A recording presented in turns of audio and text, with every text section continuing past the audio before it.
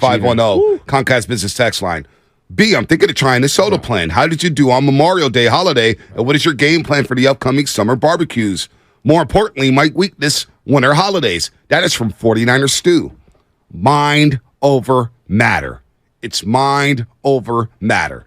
Now, Memorial Day, I went to go visit Matt Kolsky, who's moving back to Evanston, Illinois in a month. Shout out to Matt Kolsky, our former co-host here at the 95.7 The Game. We love Kolsky. We'll see him on Saturday at Spadoni's Shindig.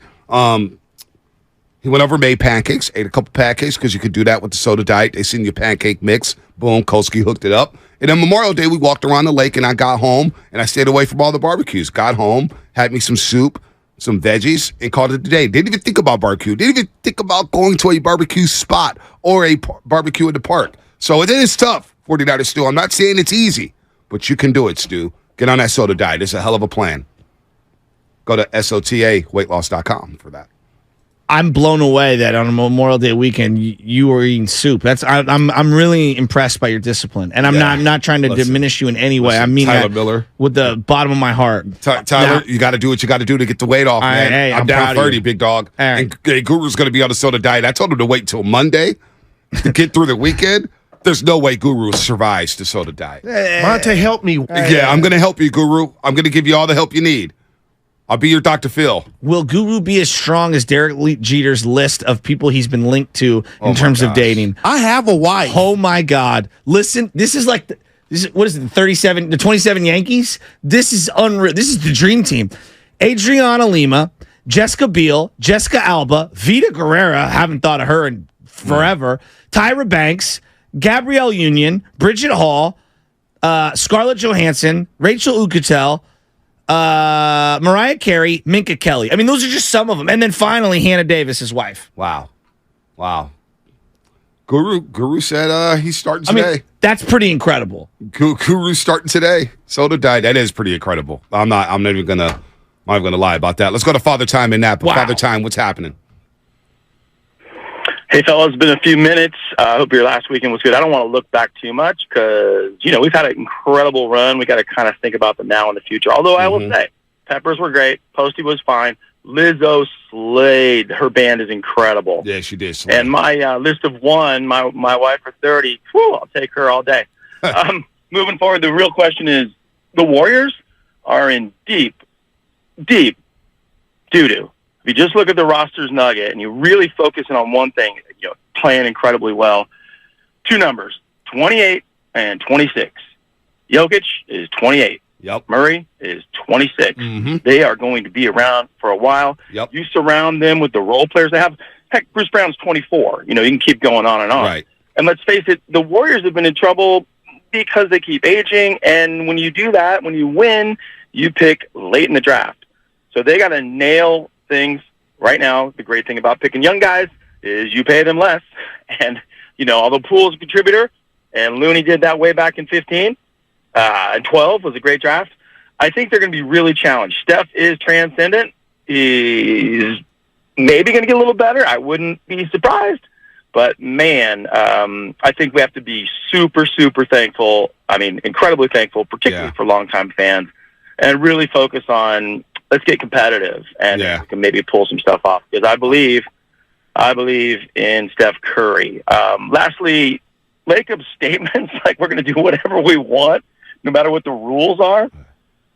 What rules? Like you're literally saying we don't care what happens, and I just find that to be so weird. Well, every other owner in the league is like, "Hey, Joey, yesterday, show me," So no, he came off as bombastic. Anyway, no doubt. Look, I love a bombastic owner. Trust me. I come from the school of George Steinbrenner / Eddie DeBartolo Jr. So when Joe Lakers on that podium saying what he's saying, I'm like, wow.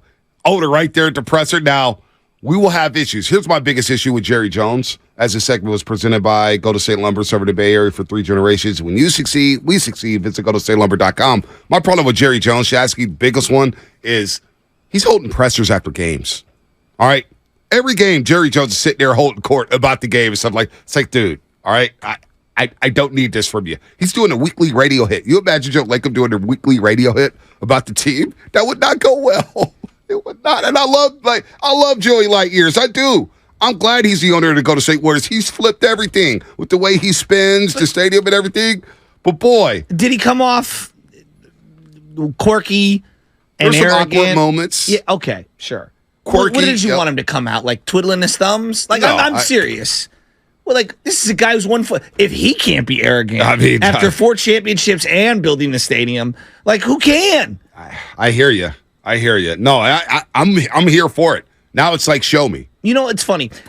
Don't you think he will be judged by what happens from here on out? Life after Bob? Yeah, but that's not going to be like, that'll be like the second paragraph, right? That won't be the first paragraph. It At could least right determine a now, lot. if he owns it for 50 years, maybe this is just the preamble to something bigger or more catastrophic. I don't know. You can't predict that. But here's what I would say, B. My uncle used to work for Lucasfilms, and he was, working with George Lucas. And George Lucas, he's brilliant. Oh, he's brilliant. He's wildly successful. That's what everyone would say. And he would say, Joe, guy's a nut. Okay? He's a complete nut. Mm-hmm. But when you're filthy rich, you know what they call that? Eccentric. Mm. When you're on the street, they're like, that's a weirdo right there.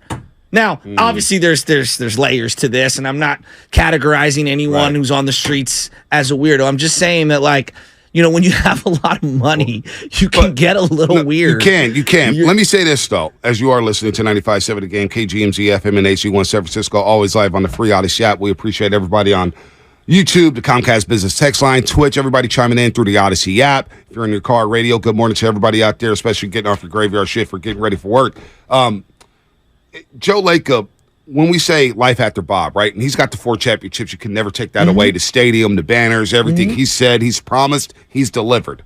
But there are going to be a segment of folks, a lot of fans, actually, who say, okay, you inherited Stephen Curry. Bob, was able to court, you guys all courted Kevin Durant. You all get credit for that. Mm-hmm. But from this point on, if things go awry from the Golden State Warriors, a lot of that shine that he has gotten and a lot of that'll wear off very quickly in today's sports society. It's a what have you done for me lately business, especially with our fans nowadays and social media and everything. What he does from this point on will be judged every step of the way because a lot of people blame him for the way this season went off, which is unfair. It's unfair to blame Joe for everything. Every owner is judged at every turn. Some with more level of scrutiny than others because of the profile of the organization. So to say that he's going to be judged before, of course he is. Like we scrutinize every single Jed York move. We scrutinize the faceless Giants owners at every single turn, don't we? Yep, everything. absolutely. Like what happened with the Carlos Correa thing? Let me ask you this. Actually, this is probably a good one. How do you view Giants ownership? They brought you 3 championships. Yep. They kept the team in San Francisco. They built a stadium. Yep. We feel very removed from those championships. Yep. And from those guys. But overall, wouldn't you agree? Like, most people are like, they did pretty well by us. Well, the stadium, it's paid off. They printed money over there. They've done well. The new guys running it, the Johnsons, who weren't the face of the franchise when they were winning those championships. Now it's like, what are you guys going to do?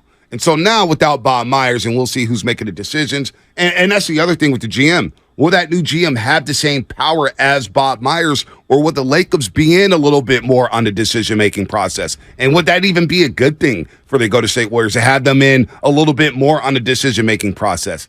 I don't have the answer to that. Let's go to Anthony and Benicia. Anthony, what's happening? Top of the morning. So, first of all, Tom Brady trying to get to the games.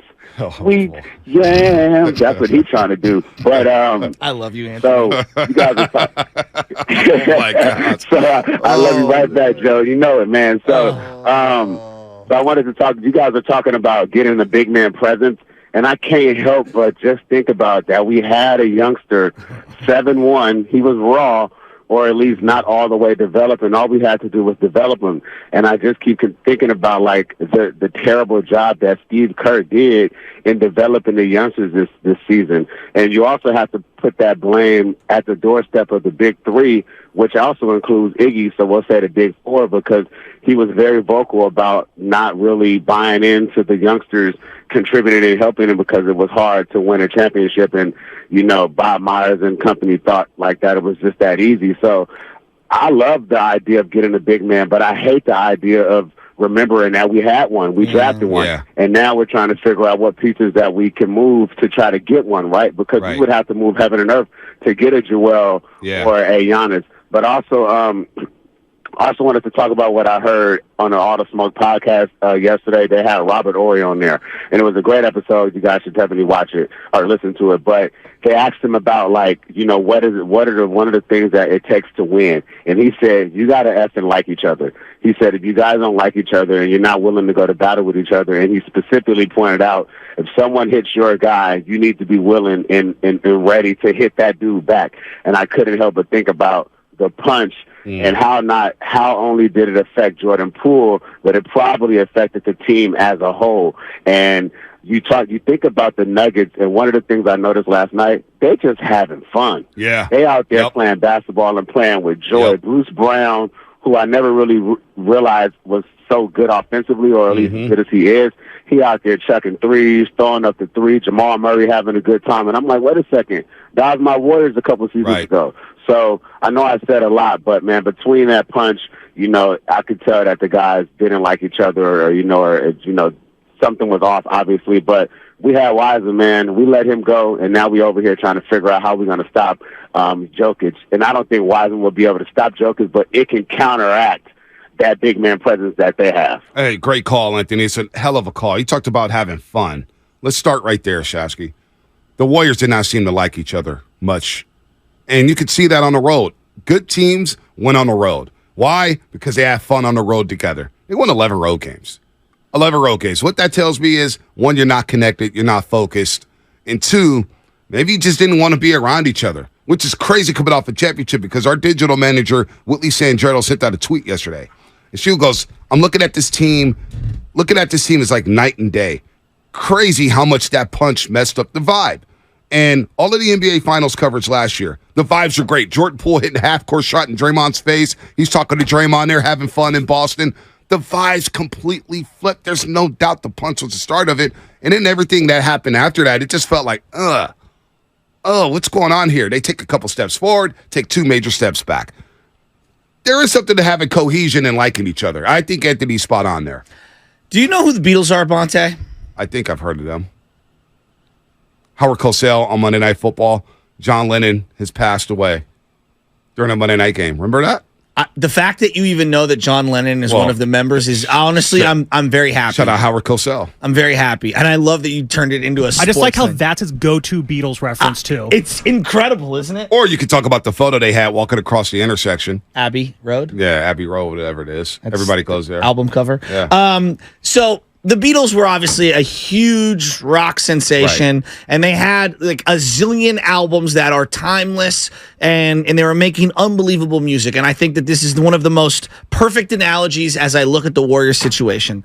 And then Yoko Ono got involved, and she was going to the studio. She was dating one of the members of the Beatles, Bonte, and essentially her presence and everything wrapped into it and her influence broke up the Beatles. Now, I'm sure there were other things that broke up the Beatles as well, but that's what ended up happening. They said that she was coming to the studio. She was sitting down near his amp and messing things up. To me, Yoko Ono, metaphorically in this equation, the power of the is the punch. Yoko Ono, metaphorically, is the punch. And the punch was sitting there next to the amp, coming into the studio at every single turn, at the practice facility, in the locker room. They couldn't avoid it. You couldn't avoid it. All right, and they talked it's about broken up many bands. Listen, and I know Tyler Miller's like, man, it's been months since the punch. It has been months. And the second the season ended, what did Draymond Green and Steve Kerr say? The punch messed up this season. Can we agree? They admitted that. Poole and Draymond, one of them can't come back. It doesn't feel like they can. Why is everyone like? I get it. You don't want to suppress the value of one of these guys if you were to move off of them. Blah blah. Like we can all just we're all adults, right? Well, most of us are adults listening to this show.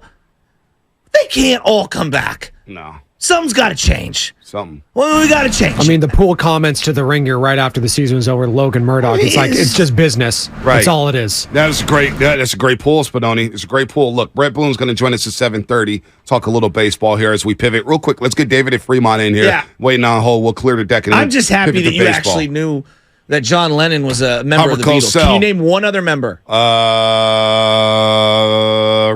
Ringo? Nice. I'm so happy. One more? David at Fremont. Nah, we're pushing our luck. Paul McCartney? Oh, Paul McCartney. Yeah, he did the song with Michael Jackson. Yeah, well, he bought his Girl entire is catalog. mine. Yeah. Girl is mine. Mine, Hey, Michael, how the you girl doing? is mine. Very underrated song, in my opinion. David Fremont, what's happening? Hey, what's going on, fellas? Good morning. Good morning. I just wanted to make a quick point really quick about the Myers Lacob. I know everybody's kind of putting a lot of the blame on Lacob, but do you guys think that Myers' relationship with Kerr could have played a big role in him leaving as well, too? I know in the after the Wiseman trade, he made a comment about, drafting players and not getting them to develop if they're not being played. So I wonder if that maybe played a factor in there. Maybe. Is it a big deal that Steve Kerr wasn't at the presser Monday? Is that a big deal? I'd like to talk about Steve Kerr on the other side. Is that a big deal that he wasn't there? Let's do that. That's coming up, brought to you by calhope.org and the Department of Healthcare.